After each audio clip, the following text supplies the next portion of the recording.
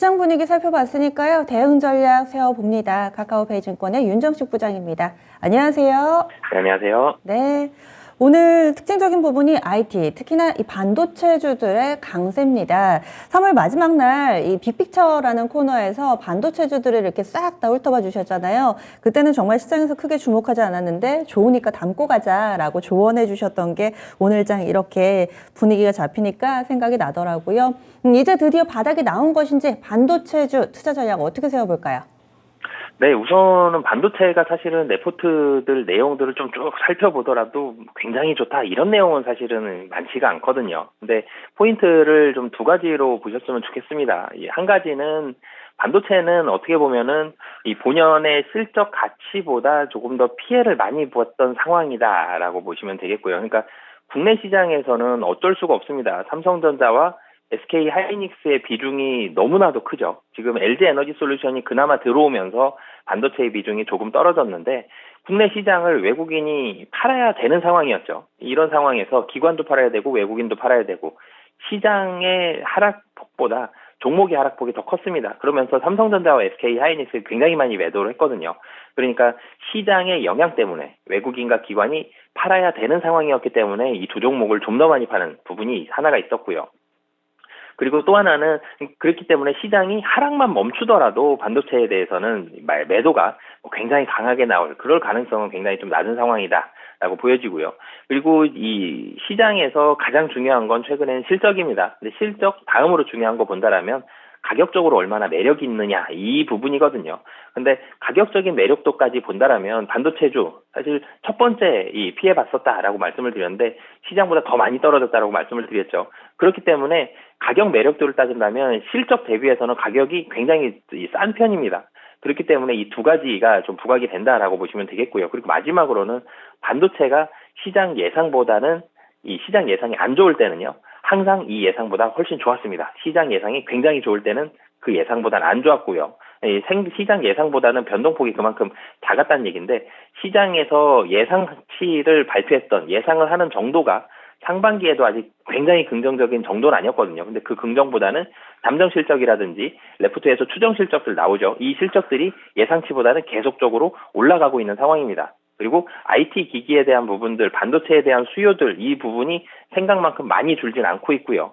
그런 부분들까지 봤을 때는 반도체 같은 경우 지금 자리는 가격적으로도 그렇고 충분히 좀 매력적인 자리다라고 말씀드리겠습니다. 네, 그래서 지금 상황을 좀 좋게 보고 계시군요. 지금 자리가 매력적이다 의견 주셨고 다음으로는 또 조선주입니다. 두드러지는 급등까지는 아니더라도 요즘에 차곡차곡 주가를 쌓아 올려가면서 다컷으로 부각받고 있습니다. 조선주 이제 추세적인 상승세 시작됐다고 보시나요? 네, 이 조선주도 말씀을 드리고, 대표적으로 관련주 현대미포조선도 같이 좀 말씀을 드리겠는데요. 조선주는 우선 수주가 늘어났습니다. 이 판가가 인상이 된 부분이 있죠. 판가 인상이 이 재작년, 그러니까 20년도 하반기에 판가가 인상이 됐습니다.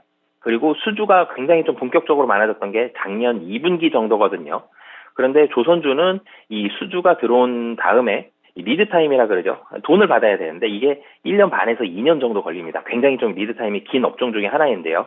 근데 이 다른 대형 조선주보다 현대미포조선이 좀 더 빨리 가죠. 배가 다르기 때문이다라고 보시면 되겠는데요. 이 PC선을 현대미포조선이 만드는데 리드타임이 다른 조선 업체들은 1년 반에서 2년이다라고 말씀드렸는데 PC선은 한 1년 정도 됩니다. 한 12개월, 13개월 정도 되거든요. 그러면 판가 인상된 이후 그리고 수주가 많아진 이후 시기가 얼추 다가왔죠. 판가 인상은 반영이 되고 있고 그리고 수주가 많아졌던 시기에 대해서는 일적이 들어오는 시기입니다. 그렇기 때문에 좀 더 빨리 올라가고 있고요. 그리고 LNG선에 대한 부분들도 본다라면 전체적으로는 시장에서 배가 지금 그리고 부족한 상황이죠. 물류 대란인데 배도 부족하고 비행기도 부족합니다. 그렇기 때문에 조선 업체들은 대체적으로 뉴스들도 그렇고요. 뉴스플로우는 수주인데 수주가 실제로 매출에 연결될 때까지 시간은 많이 걸리지만 투심을 굉장히 좋게 만들어주죠. 그리고 수주가 실제로 좋았었던 부분들이 실적으로 돌아오는 게 현대미포조선 먼저 돌아오고 다른 조선주들도 연말부터는 좀 돌아오게 됩니다. 그런 부분들까지 본다라면 전체적으로는 주가는 긍정적으로 지금부터 반응할 가능성이 매우 높고 그런 반응이 미포조선을 중심으로 해서 좀 나타나고 있다라고 보시면 되겠습니다. 네. 그리고 오늘은 딱히 주목받지 못하지만 좀 은행주 질문 드리겠습니다. 은행주, 간밤에 미증시에서도 미국의 10년물 국채금리가 가파른 오름세를 나타냈고요. 우리 증시에서도 은행주들 최근 들어서 안정적인 흐름 나타내고 있습니다. 그런데 일련의 뉴스에서 좀 궁금한 점이요. 금리 인상 기조는 뭐 우리나라라든지 미국이라든지 굉장히 좀 뚜렷하게 나타나고 있는데 대출 금리를 오히려 낮추면서 경쟁적으로 지금 이런 분위기가 형성되고 있고 또 예금 적금, 예적금 금리는 올리면 수익자 마진이 오히려 좀 축소되지 않을까? 그러면 향후의 실적은 안 좋아지나? 뭐 이런 궁금증들이 생기더라고요. 어떻게 보세요? 우선은 은행주들이 최근에 좀 심심했던 부분들 먼저 좀 살펴본다라면은요, 이 예대 마진이 굉장히 중요하죠. 말씀 주셨던 대로 은행주, 그러니까 이 미국 은행과 국내 은행을 좀 다르게 보셔야 될 것 같은데요. 미국 은행은 투자를 많이 합니다. 여러 가지 파생 상품도 많고요. 뭐 그렇기 때문에 뭐 서브프라임이라든지 이런 위기도 일으키는 그런 원인이 되었는데 국내 은행주들은 50% 이상이 특히 뭐 KB금융이라든지 전통은행들은 50% 이상이 예대 마진입니다. 그 외에 뭐 수익원을 다변화하기 위해서 다른 쪽 수익을 많이 늘려가고 예대 마진 비중을 줄이려고 노력은 하지만 여전히 예대 마진이 압도적인 비중을 차지하고 있는데요. 근데 이 예대 마진을 줄여야 되는 상황이 분명히 옵니다. 왜 그러냐면 대출을 그동안은 많이 옥죄였죠. 대출을 나가는 게 예를 들어서 100억이 나간다고 봤을 때 예대 마진이 1%였다. 그러면 1억이 수익이익입니다. 근데 대출을 많이 줄였습니다. 그러면은 100억이 아니라 50억이 나간다고 봤을 때 예대 마진 1%면 은행 수익이 반토막이 나죠. 근데 은행들은 예대 마진을 훨씬 더 많이 이 2배 이상을 올려버리는, 그러니까 대출이 줄어드는 그 이상을 예대 마진을 올려버리는 그런 초강수를 넣었는데 대출이 다시 좀 살아납니다. 예대 마진은 다시 줄어들겠죠. 사실은 금리가 올라갔을 때 예대 마진이 같은 속도로 좀 올라가야지 맞는데 은행 입장에서는 은행은 돈으로 장사를 해야 되는 입장이기 때문에 예대 마진을 꼭 대출 금리 올라가는 거와 아예 비례하지 않는 건 아니지만 정비례하지도 않거든요. 그런 상황이다라고 보시면 되겠고요. 그렇기 때문에 대출이 막 무조건 많이 늘어나기 때문에 은행주에 무조건 좋고 많이 줄었기 때문에 은행주에 무조건 안 좋다. 이거라기보다는 은행들의 이 탄력적인 예대 마진의 움직임들을 좀 봐야 될 것 같고요. 그런데 확실한 부분은 있죠. 은행주들 실적이 굉장히 좋습니다. 작년에 1, 2, 3, 4분기 모두 다 굉장히 좋았었고요.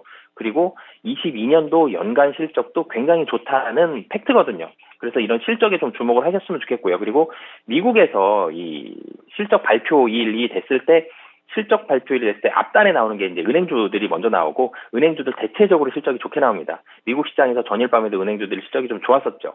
이런 분위기는 국내 은행주에는 분명히 호재로 작용할 가능성이 높고요. 그런데 지금 투자 매력도를 살펴본다라면 은행주가 굉장히 좋냐? 이 매력도는 조금 떨어지는 상황입니다. 그렇기 때문에 은행주가 좀 쉬고 있는 상황이지만 다른 종목들에 대해서 예를 들어서 뭐 조선주라든지 최근에 좋았던 리오프닝주들 많이 올라가면 좀 쉬어야 되죠. 차익 실현 매물이 나오고 그때는 다시 은행주로 올 가능성이 높죠. 실적이 워낙 좋으니까. 그래서 그럴 때를 살펴본다라면 포트의 일정 부분은 포트폴리오의 안정성을 위해서 좀 담아주시는 전략도 괜찮을 것이다라고 보여집니다. 네, 알겠습니다. 그러면 오늘장 포인트 잡아주시죠. 네, 이 실적 발표가 미국 시장에서 본격적으로 시작이 됐습니다. 지난주 금요일 쉬고 이제 월요일부터 다시 시작이 됐는데요. 이 섹터별로, 그러니까 지수는 미국 시장의 커플링 정도가 굉장히 많이 낮아요. 지금 미국 시장이 떨어지더라도 국내 시장 올라가는 경우 많죠. 그런데 종목이나 섹터는 미국 시장 많이 따라가고 있습니다. 그렇기 때문에 미국 시장의 어떤 종목이 어떤 실적을 발표했고 어떤 주가의 움직임을 보여줬는지 이런 부분들 잘 살피셨으면 좋겠습니다. 네. 그리고 추천주 알아보겠습니다. 어떤 종목 관심 가세요? 네, 제가 반도체주 특징 섹터에서 가장 먼저 말씀을 드렸는데 반도체 대장주 중에 하나죠. SK 하이닉스 말씀을 드리겠는데요. SK 하이닉스 같은 경우는 작년 실적 발표했을 때 우선 실적이 좋았습니다. 우선 1분기 영업이익은 계속적으로 좀 떨어지는 상황이었다가 최근에 발표되는 이 컨센서스를 본다라면 컨센서스가 올라가고 있고요. 실제 실적은 컨센서스를 상회할 것으로 보여집니다. 워낙 많이 떨어졌기 때문에 예상치가 시장 예상치보다 좋다라는 부분들, 그리고 랜드 부분이 SK 하이닉스의 발목을 잡는 부분이었습니다. 계속 적자를 기록을 했다가 작년에 연간 흑자로 전환을 성공을 했죠. 랜드가 이제는 발목을 잡는 게 아니라요, 실적을 기여하게 됩니다. 이런 부분들도 긍정적이다라고 보여지고요. 그리고 반도체, 삼성전자도 마찬가지지만 가격이 굉장히 싸다라고 말씀을 드렸죠. 그렇기 때문에 지금 자리에서는 굉장히 저가 매력이 부각이 되고요. SK 하이닉스 같은 경우는 주주 환원 정책 굉장히 강하게 작년부터 추진을 하고 있습니다. 이 뭐 자사주 매입이라든지 배당이라든지 이런 부분들까지 기대감이 있기 때문에 외국인은 팔 만큼 팔았다라고 보여지거든요. 지금 자리. 그렇기 때문에 지금 자리는 뭐 충분히 좀 매력적인 자리다라고 보여지고요. 가격 전략 같이 말씀을 드리면 뭐 매력적인 자리다라고 말씀을 드렸죠. 그렇기 때문에 매수 가격, 현재 가격, 목표 가격은 전고점 부근이 13만 원, 손절 가격은 뭐 전저점 부근이죠. 10만 5천 원 말씀드리겠습니다. 하이닉스 13만 원 정도까지 보시네요. 알겠습니다. 오늘 말씀 고맙습니다. 네, 감사합니다. 네, 지금까지 카카오페이 증권의 윤정식 부장이었습니다.